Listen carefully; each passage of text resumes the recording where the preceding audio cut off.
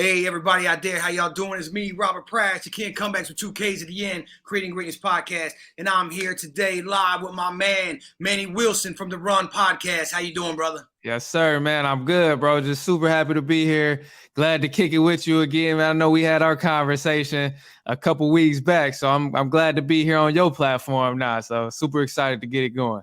Hey, man, that's how we keep it doing, and that's how I encourage like my listeners to do it like in your own personal life. Like when you start putting out that vibe, you start attracting people to you, you know what I mean? And then you build your network and you continue to expand. It's like, I definitely think it was a little bit difficult for you to maneuver my conversation into your genre, but you did it really well, man.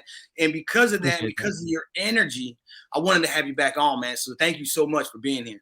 Yeah, no problem, man. I appreciate it, bro. But it was honestly cool, man. That's what like my platform is all about too. I like having those conversations and just relating it back to like sports and kind of like the lessons you can learn from sports and just pretty much all the different things that sports is incorporated through, just outside of the athlete, outside of the game, shooting, catching the ball, running and stuff like that. Because there's so many other things that sports break down into, and like, man, that's like overall, what we promote ourselves on and pride ourselves on is just, sports in all aspects in all areas. So it's super cool. I love having conversations like that. And before any athlete, before any sport, man, everybody's their own individual.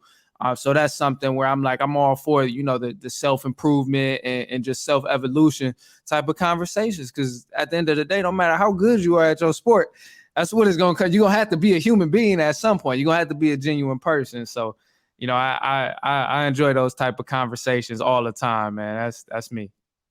No, man, it makes a lot of sense. And you're right. Sports, the game is one aspect of it, but there's so many other aspects that come into play that ultimately make you successful. Like I'll tell this quick story is I always give this sort of analogy of people wanting to achieve something, but they want it now, and it's like one of my favorite speakers, Jordan Peterson, does this analogy of like, well, they gave you $100 million right now, right in your lap. Would you actually know what to do with it? But I always felt like a better analogy for me and my audience was like, okay, what if you are performing well enough to be drafted into the NFL or the NBA? Today, right now, would you have all the knowledge, the skill, and the know-how to navigate interactions with your other players, navigate the dynamic between you and the coach and the president and the fans and the media and your agent?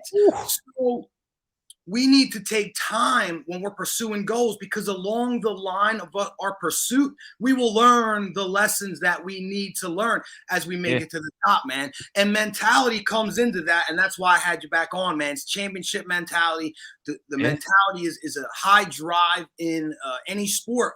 But as we move into everyday life, man, it actually plays a very huge role. So tell me how you or why you pick sports and that's your genre. I always feel like us as podcasters, we sort of choose what motivates us, what drives us, what excites us. So talk to me a little bit about that, man, like the sports and why you started the Run Podcast. Yeah, definitely, man. Honestly, bro, I started it in high school, man. I started it in 2017. I know I'm dropping some age, Jim. I know I'm a young dude. I ain't got no shame in it. I got a little bit of old soul to me, but it's all good. But anyway, man, started in 2017. Obviously, I was playing sports in high school and just pretty much like took everything I learned to sports and started applying it to these different areas in life, whether that was working different jobs and working multiple jobs at the time and just all the different things I was trying to figure out what exactly I wanted to do, whether that was real estate, whether that was stock trading, whether that was like investing in businesses and whatever it was I was trying to do. I realized it came along from when I was younger, having those figures, uncles, dads, even coaches, or just other great genuine men in my life to, be able to check me when I was wrong. And that was stuff to me where it's like, as I got older and older, it's like, all right, now this coach, he might be cussing me out, whatever, for something I did. And it's like, I deserved it. I messed up. Like I ain't being soft about it. It kind of gave me some thick skin. Like it taught me how to take the L and keep going. Like all kind of different stuff, and so many different lessons transpire from me playing sports. So to me, it was like, man, like, that's what I want to touch on. And then also too, like, I'm obviously a big fan of sports too, talking about sports, because we talk about the actual game too. And that was a big thing of me too. Like, I felt like a lot of times playing sports and watching sports as much as I did growing up, and being just embedded in that culture of sports, collegiate, NBA, all of that stuff, as much as I did growing up, I've always been a listener. I've always been a learner. So I felt like I always had more game than what a lot of people were saying on these big networks. So I'm watching people on TV get on there, and I'm like, man, like, I've been watching this dude all week, and he's saying the same stuff. His points ain't accurate. Like, what? Like, man, I ain't really feeling what he's talking about. So eventually I'm like, man, I can't just be sitting here like looking at the TV, listening to these people talk about whatever the hell they talking about without getting my say. So I'm like, man, let me get into it. Like, let me figure out what I'm gonna do, get something set up. And that pretty much started with YouTube. I started off on YouTube just with video. I ain't had no microphone, I ain't had nothing, man. I just had camera on my phone. And I had went and bought a tripod from Five and Below. And I set it up in my basement against the only wall I had. I was like, all right, hey, this is about to get started. I knew how to edit a little bit, so I had some skills with me.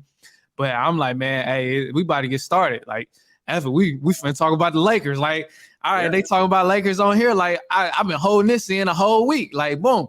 And then from there, it just kept going and going and growing, man. Started meeting more people along the way. And then a couple buddies of mine, man, they started playing collegiate football. Some of them still playing, some of them stopped playing. And, all those different things. Real life hit a couple of them too. So it's just a bunch of different things and a bunch of different aspects. And as I got older and older, it was just more so like, I want to touch on all the aspects rather than just the analysis of what happened in the game last night or what happened at this event and stuff like that. So I like to always give game, man. I like to bring a little consciousness to it as well. And the way I do that is really through my guests, man. That's why, again, like having you on the show and stuff, it was a huge help because it helped me touch that other side. And like, usually that's when I do it the most of touching on things outside of the actual game and into the things that's happening around the sports and around the athletes is when I bring my guests on. So try and bring guests on from anywhere, man. And man, I've just been going. I'm 5 years in, so I'm like, hey, I don't plan on stopping no time soon. Hey, man, you shouldn't, because you have a dynamic personality, and it's something that's really contagious, the energy that you have, man. And like I said, that's why I wanted to have you back on. Something like a reoccurring theme throughout what you're telling me, and it's great because it's my next topic. It's like vision. You have a vision for what you want. And it's beautiful that you took all the aspects of things that that made you successful in sports and applied them to your podcast. And that's how we're teaching all the things that we learned through sports and integrating them into our lives. And then secondarily, how you're like, I started against the wall with like a microphone and all these things. When I started doing my podcast, I started just on my phone on Anchor. And I just would talk into the phone, and it just evolved from there because it's something that I'm very passionate about. And I learned something today that only 10% of podcasts make it past their third episode. So we're one of you. And then after that, 10% only make it past episode 20. So I'm a 100 in, and I know you're pretty deep in it. Hey, man, we're here, and we're gonna keep it going, brother. So talk more about this vision that you have, man. Talk to me about the whole scenario, and how you're going about accomplishing it, because I feel like vision is of the utmost importance in our lives, because if you don't have a vision, if you don't have a direction, you're sort of just swaying on your emotions, you're swaying on the wind, you're swaying on external events. So let's get into it, man. Talk to me about it. Yeah, man. First things first, you actually mentioned it, man. The emotional aspect. I talk about it all the time. A person can have the brightest vision in the world, the beautiful vision, whatever. They could say all kind of stuff like, oh, I want this to happen, this to happen, this to happen. But man, it all come back into play with the emotional state. Like I say all the time, it's a mental game. Whenever you're trying to achieve anything, it's just a mental game. You got to be locked in mentally before you can start achieving anything that you have in your vision. I just feel like personally, from experience and from others that I've learned from and things I've read, listened to, and other successors that I've witnessed accomplish success in their own lives, It's just every time it always comes back to being that mental game, whether that's not quitting when things get rough, whether that's not overreacting in situations that's bad, whether that's not overreacting in situations that's good, because both are going to happen. But it's just like that mental game of having that balance of like being calm, cool, and collected, regardless of when shit get bad, regardless of when shit get good. So it's like either way, man, you got to be level-headed. That's probably the first step in anything for anybody trying to accomplish anything. And I ain't saying that like, I'm most accomplished and not like that. Like shit, I'm still trying to accomplish stuff I'm trying to accomplish. But it's like it all goes back to the mental game. And I think the vision, one of the best advice I ever received, man, this was kind of like when I was first going to college. I had this bright vision for the run. I had just started hosting on the radio at the time, man. And I'm telling dude, it was the guy, he was a director at the station. I'm like, yeah, man, like I want to do this. I'm planning on doing this, all that. And he like, man, like that's dope. That's cool. I know you can do it. I can tell you're a driven person, but bro, you got to start planning. Like you got to plan this out of how you want to accomplish each thing, which thing you're going to attack first, how you're going to attack it first. You got to be real strategic about it.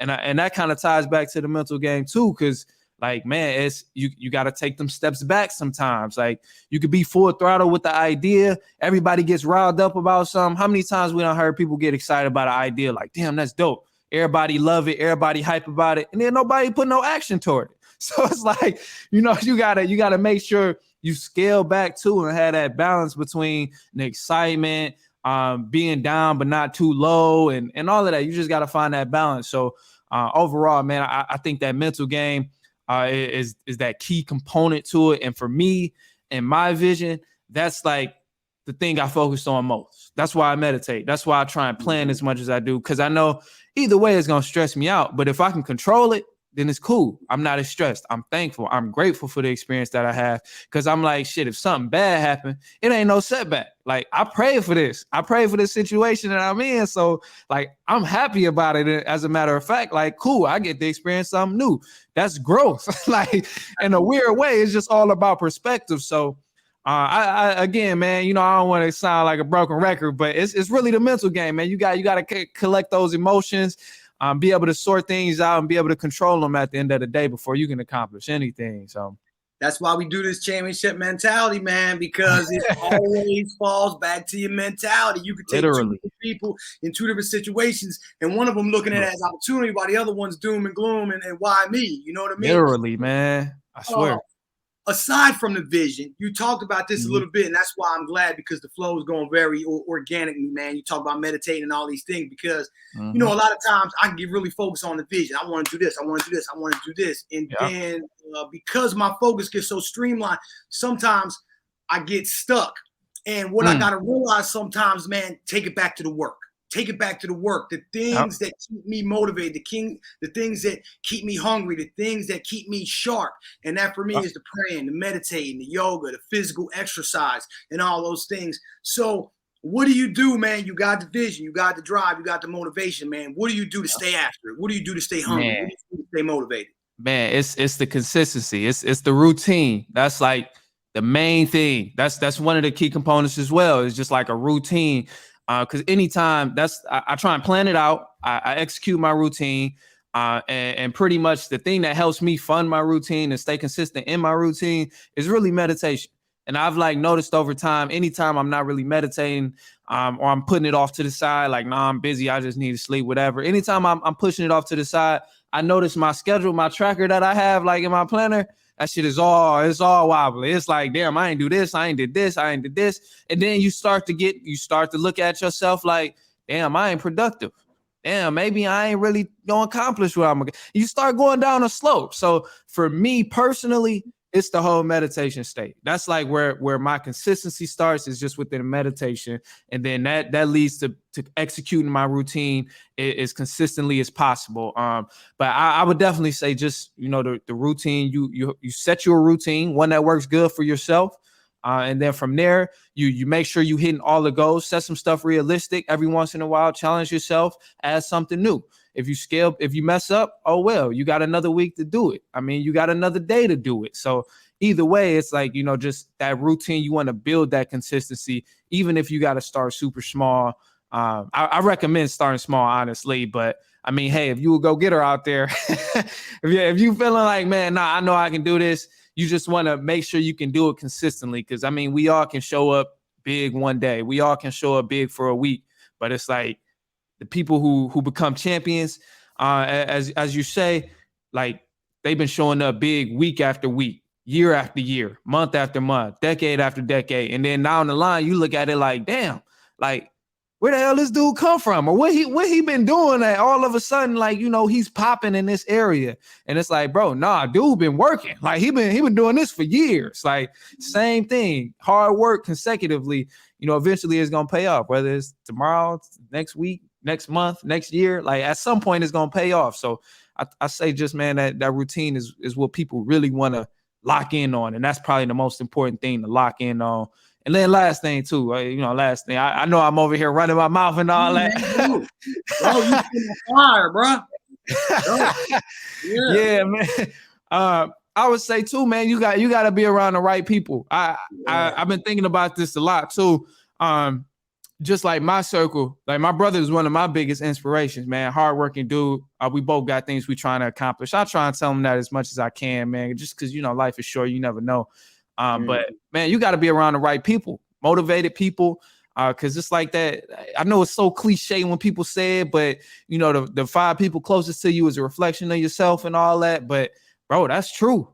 It's so true, man. Broke people don't hang around millionaires. Millionaires don't hang around broke people. Motivated people don't hang around bums. Bums don't hang around motivated people. Cause I mean, they just diverge. It's 2 separate goals that people are trying to do. So, you know, you got to make sure your circle glued tight, like, and then like make sure you're around the right type of people before you want a circle that is glued tight too. So, I mean, other than that, man, that's my next few secrets on it.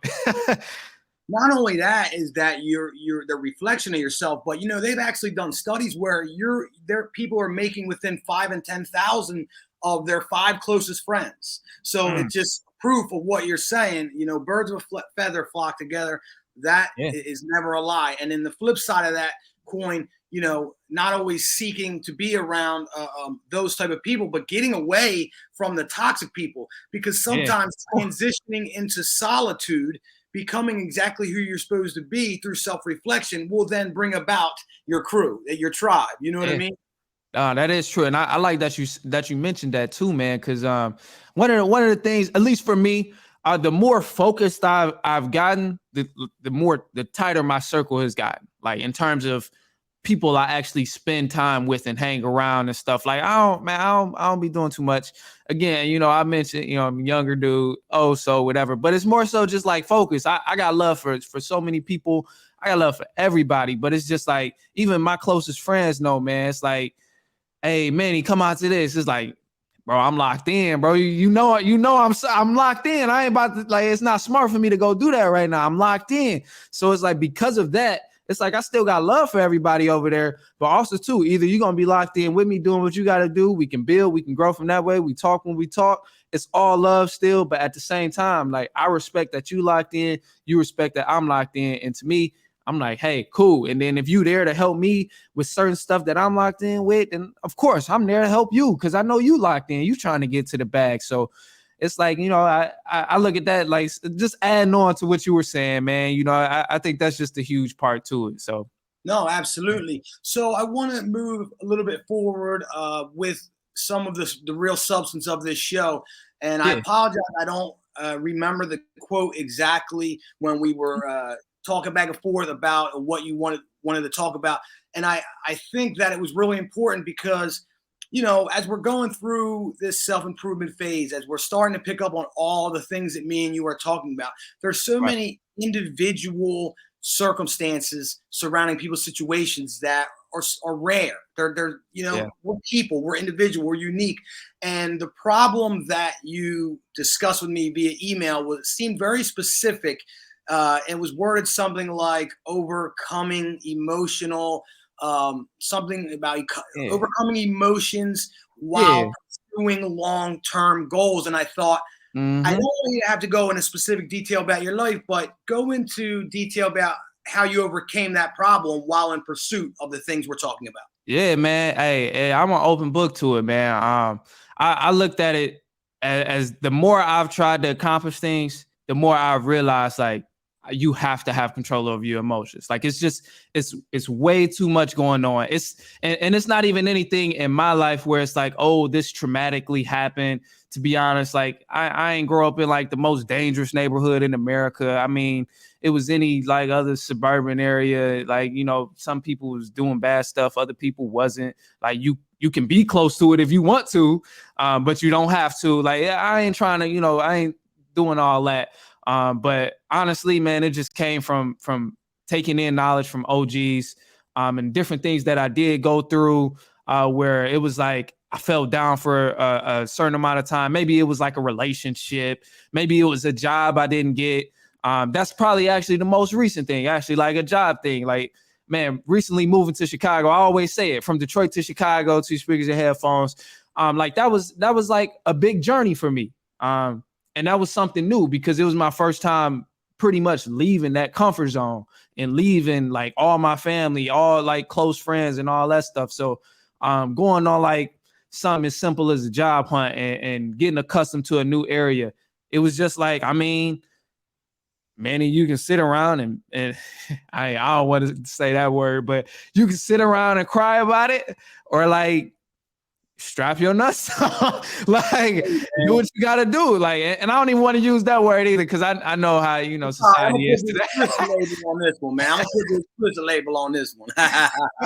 But yeah, it's like, you know, I mean, it was just multiple situations. And then like growing up with both parents makes a huge difference too. And like they had their fair share of things that they went through that affected me, like a divorce and remarriage and stuff like that, all that turned into such beautiful experiences. But it just got to a point where it's like, you know, man, either you can like be upset about this same thing throughout your entire life, or also, you know, cope with it, learn to free yourself from that, learn to let that go and move on.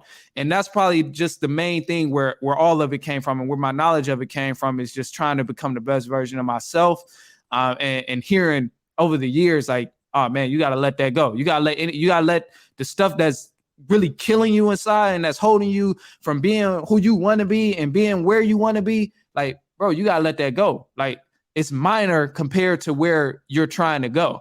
And ever since I heard that, just from, I would love to give you an age range, but man, I've been kind of hearing it just the whole step of my life, like from all the OGs in my life. So I appreciate to that, and I salute to them, because they gave me a lot of the knowledge that I have now. But that was probably just the biggest thing, man, hearing like, man, you got to let the mistakes go. Mistakes don't happen. Ain't nobody perfect. Just, you know, stuff around that area and hearing wisdom around that area. That was stuff for when times where I didn't make a team, or I got cut from baseball or something like that, or I went through an injury, or a situation just wasn't in my favor, where it's like, damn, I don't know what I'm going to do. Hearing stuff like that, unfortunately, sometimes it do hurt to hear it, but it helped me over the course of time, because it was like, you know, I mean, at the end of the day, they right. And instead of being mad and pissed off about it, like, oh, you fake, you like, you ain't whatever, like, it just helped, because it's like, sit back, think about it for a little bit, collect your thoughts, and then be like, damn, you know what? They was right. Or this is how I can approach the situation now to make sure it don't happen again. Or this is how I can flip this L into a win by doing this the right way. So again, man, it was really nothing in particular that really, you know, gave me a lot of the game and really made me want to control my emotions. But other than that, man, that was like probably just it, hearing that repetitive thing about, you got to let stuff go. You got to keep moving on, and deal with the stuff head on rather than pushing it off to the side. That was probably just the main thing that really helped me out over time. No, man, that was exactly what I wanted, which was the real substance of this episode, flipping an L into a win, man. And you hit so many wonderful points, but this is what I can remember out of it. And I just hope that the people listening to this are going to run this thing back, man, and really sort of gain some perspective. A few months ago, I was in Scottsdale, Arizona, and they had this great speak-off, the Great American Speaker. Now, if you can't tell, spiritual warriors out there listening to Creating Greatness, or Manny, I consider myself a pretty good speaker, you know? So I go to this thing, man, and I'm talking and I'm shooting my shot and I'm making it up through a couple rounds. And now I'm like, yeah, I'm feeling myself. The championship round was in Miami and I was on my way to Florida in a couple months. Anyway, I go, it's destiny. It's meant, this is my break. This is going to be it. Right. I make my way through a couple rounds and I lose. And I feel like it's like, okay to be angry. Like, I walked out of there. I talked to some other guys and we talked about some of the biases that they had and some of the inconsistencies. And we were angry and frustrated. And hey, it's already explicit. So we were like, fuck them, those fake, all this stuff. Right. So I went home and I sort of started processing. And I was still a little angry. I was still a little agitated. But as I prayed upon these things, meditated upon these things, I came to this conclusion, like you said yourself, they had a point. There were some small points that they did have. I can make my presentation better. I can speak more clearly, not use and stutter sometimes because I'm so excited. I'm so passionate that sometimes I'm like, and that happens. So while those may be small things, they are things that I need to work on. And man, I took that and went to work. And if you are a fan, or if you're new to the show and you listen, like go back 6 months and then go back 3 months, you'll see about 3 months ago, my podcasts went from me sort of just hitting the go button and just going, which I believe I had a lot of value there, to now they're direct, they're focused, they're presented an idea, a way of thinking, an idea, philosophy, and it's presented clearly, articulately, and I drive the point home. Another problem that I had is sometimes I would get so scattered I wouldn't drive the point home. So that's something that you said that's infinitely valuable to people out there, is like, the world's going to tell us we're no good. The world's going to beat us down. The world's going to cause us to fail sometimes. We have that choice at that moment to go, I get poor me, I guess I suck, and go, okay, game on, let's go. Game on, because the best revenge in the world is not to success, but it's living well. And if you continue to pursue your goal, you're going to continue to live well. Number two is, I talked about this on my social media. If you're not following me, at King of Comebacks with 2 Ks at the end, right here as it appears on the screen. Check it out. I did a nice little reel about, I was on my way home from the prison. I talked to the fellas. We have the Spiritual Warrior program popping down there. These guys are becoming better every day. And I'm so proud of the folks down there. And I'm going to keep it going because that's what I'm here to do. But one thing that I was telling these guys, man, you don't have to tell me because I know you guys are some of the toughest guys in the world, but you all got glass jaws. You know how I know? Because I have a glass jaw. I go out in the world, I get broke up with by a girl, I get fired. This new opportunity wouldn't work out. And it's hard thinking this is God's plan. He's got something else for me because what is ours cannot be taken away. So whatever we don't receive, that's not for us. But it's hard keeping that mentality. I said, you go out, the girl breaks up with you, you buckle. You lose the job, you buckle. You ain't got no money, you go back to your old ways, and guess where? You land right here. So it's important for men and women, humans that are developing this championship mentality in all aspects of life in order to be ultimately successful in whatever your endeavors are, is to build that thick skin that you're talking about, man. Yeah, literally, man. And you mentioned it too. You mentioned it as you was talking too. You mentioned it's okay to feel those emotions. Like that's something I had to realize over time. And actually, when you were talking, it kind of made me think too. Like as a kid, like when I was really, really young, I used to get angry, like really, really quick. I don't know how, I don't know where the hell it came from. I don't know. But as I got older and older, I got more laid back, more reserved and stuff, and started expressing that anger in different ways. And just like whether it's holding it in or whether it's like holding it in, let it build up and then letting it explode, or like whatever the case was, like I realized that I wasn't doing it the right way. And then over time, I started getting mentors. They telling me like, look, try this type of thing, go to therapy. I'm like, maybe that is cool. Maybe that helped me out. And then now it's like at the point where it's like, bro, if I get mad, I can't even think of the last time I was like genuinely angry at somebody where I'm like, ready to throw hands or fight, punch. I can't even think of the last time it was that case, but it's like, it all started with just realizing like, it's okay to feel emotions, and like it's okay to accept those, whether you happy, whether you get sad, whether you angry. Like I mean, it's okay, and it's a human trait. It's literally normal. I know a lot of guys be, wanting to be tough all the time, and like, it's like, bro, you ain't got to be like that. Like, just, I mean, shit, we are sensitive to an extent, but everybody express it differently. So that's what really makes that difference of when they like, oh, damn, he got a temper, he angry, or oh, damn, he's sensitive. And it's like, nah, I mean, at the end of the day, everybody gonna feel some type of way with their emotions, but it's just how you choose to channel it and express it and release it. Like that's what's the important part of recognizing those emotions and realizing that I'm feeling some type of way about this is choosing how you're going to release that emotion so you don't hold on to it. Because yeah, it's crazy, but no, absolutely. I talk about it all the time about turning a negative emotion into a positive action. Like sometimes when the world kicks you down, man, use that shit as fuel. Use it as energy to continue on. Or if something makes you angry, man, go beast out on a workout. You're turning a negative emotion into a positive action. And more and more as men, I believe our job isn't to not have emotions or suppress the emotions, but to effectively manage our emotions, man, to the ultimate best, for us and everyone around us. That's facts, man. We're gonna start heading down, man. But I seen that you took a trip to DC, and I was very interested in this, man, because I was thinking about it quite a bit. And traveling, man, traveling. Although I'm happy to be back here in Florida, I'm happy to be settling down. We're going to be starting a little small farm to become more self-sustainable and back to connecting to nature and just getting a little slower down so I can raise my kids and really teach them the way that I want to raise them.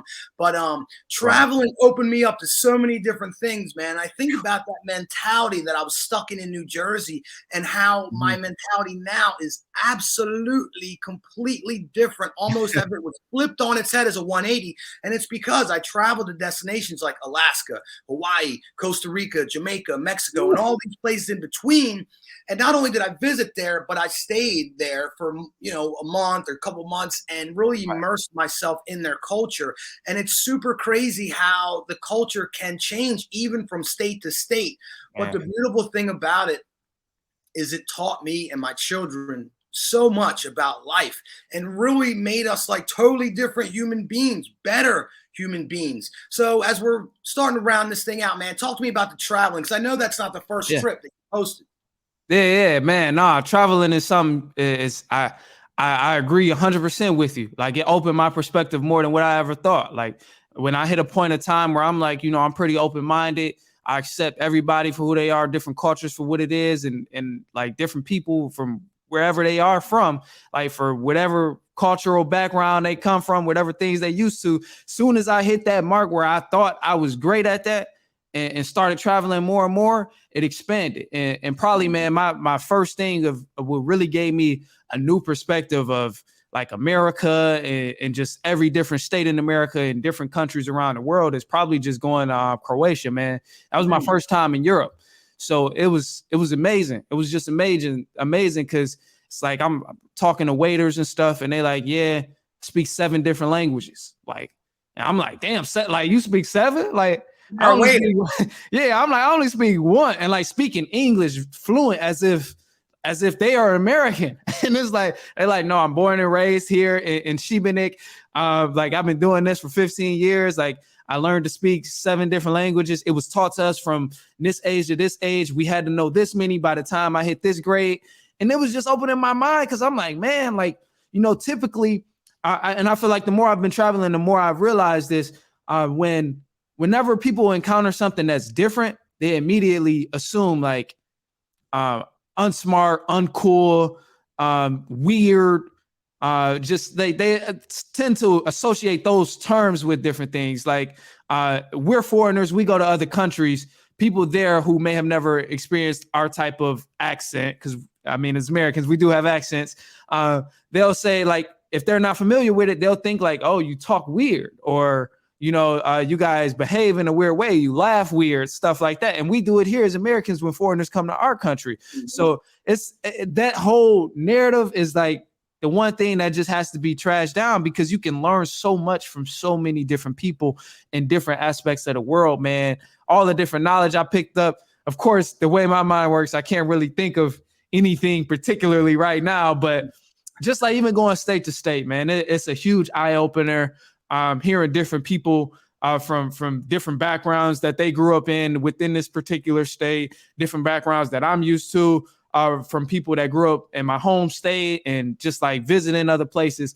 It's huge, man, because it's something different. And you can really take away something that you can add to yourself in a positive way, whether that's just being more open-minded, whether that's a new way of doing something, or whatever the case is. But, I think it's very important for anybody in this world, man, no matter how much money you got, no matter how little money you got, at some point, I feel like it's just so important to go see other places in this world than outside of that box, man, because you can learn so much. And it's crazy how much you can personally learn.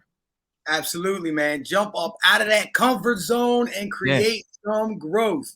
But you know why I think, and this is my opinion, that you couldn't think of a definite lesson that you learned on the road? Because I can't either, man. All those locations, I can tell you about different ways of life, like living in Alaska, like how you have to be an awesome driver because you're driving on ice all the time, and being very careful about the way you live, because if you live in a place like Alaska, there's no one coming, man.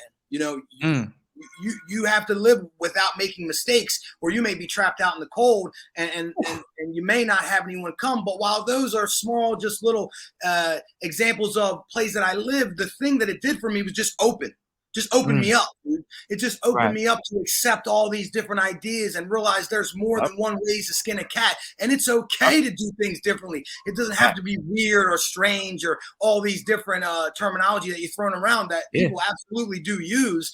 It's just different, man. It's just different.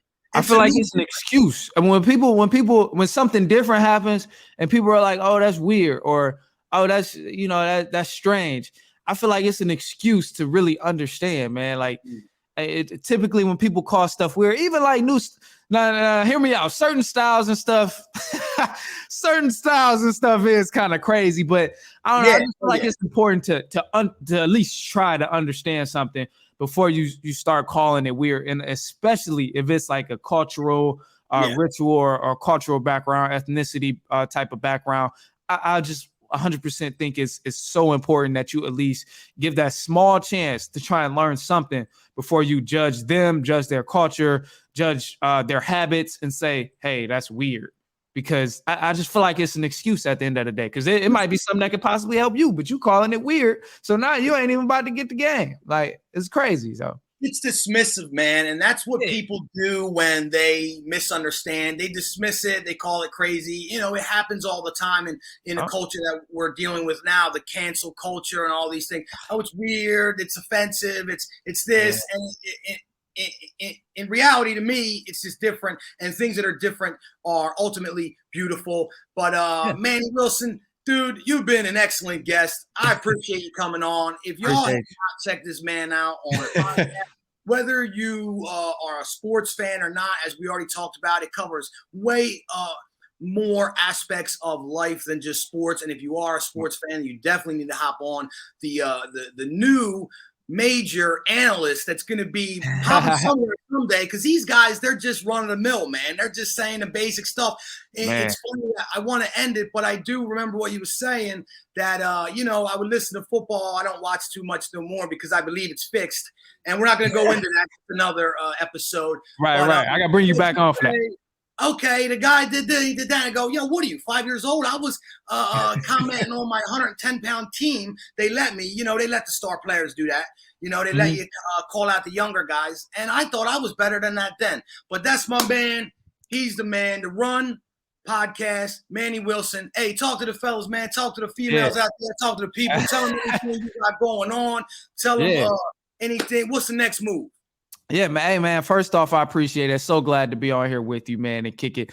But, man, pretty much, hey, if you don't want the watered down topics, you don't want the watered down sports talk, you got to come to the Run with Manny Wilson podcast. We're going to talk about the game. We're going to talk about the sports. We're going to analyze the plays and stuff like that. But we also going to bring in a different perspective, because we're going to talk about the things that athletes do off the field, outside of the court, all type of stuff like that. We got hypnotists. We got scientific researchers. We got motivators. We got all kind of stuff on there. Athletes is on there as well. So I mean, you got to check it out. You get a different perspective. You get a unique perspective outside of some of the trash you see on TV. A lot of those guys are saying the stuff strictly for the ratings. I don't know when you're going to learn. I'm saying whatever the fuck I want to say. So it's like, it is what it is. But hey, man, check it out. You can follow me on Instagram at The Run Podcast. Follow my personal as well, at I Am Manny Wilson. But again, check out the Run with Manny Wilson podcast, Spotify, iPodcast, iHeartRadio, TheRunUSA.com as well. So, hey, man, again, you know, that's all I got to say. Just check it out. If you mess with sports, hey, I'm your guy, man. That's it. That's about it. So I appreciate you, though. No, we appreciate y'all, man, and all my spiritual warriors, Creating Greatest Podcast. I'm going to see you next week with another championship mentality talk.